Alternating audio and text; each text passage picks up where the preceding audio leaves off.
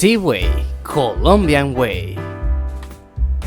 Hello everyone, this is teacher David, and today we're gonna review E1 vocabulary morning daily routine.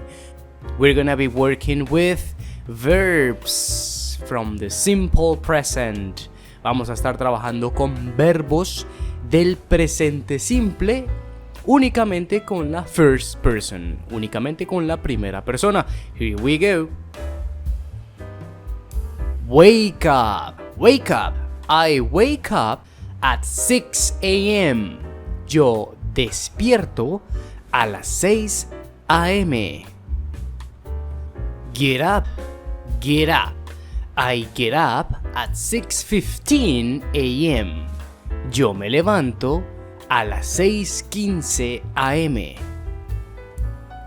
Go to the bathroom. Go to the bathroom. I go to the bathroom at 6:20 a.m.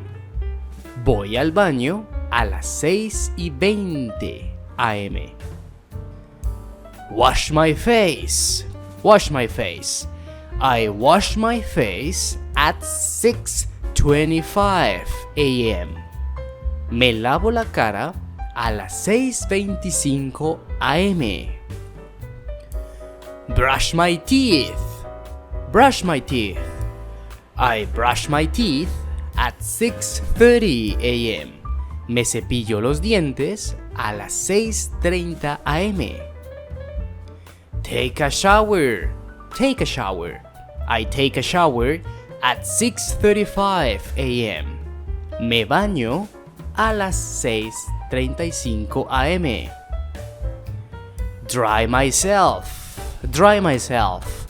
I dry myself at 6:40 a.m. Me seco a las 6:40 a.m. Get dressed. Get dressed. I get dressed at 6:45 a.m.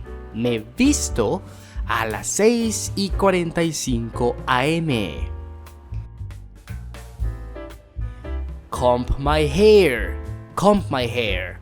I comb my hair at 6:50 a.m. Me peino a las 6:50 a.m. Make breakfast. Make breakfast. I make breakfast at 7 a.m. Preparo el desayuno a las 7 a.m. Go to work. Go to work. I go to work at 7:20 a.m. Voy a trabajar a las 7:20 a.m. And that's it.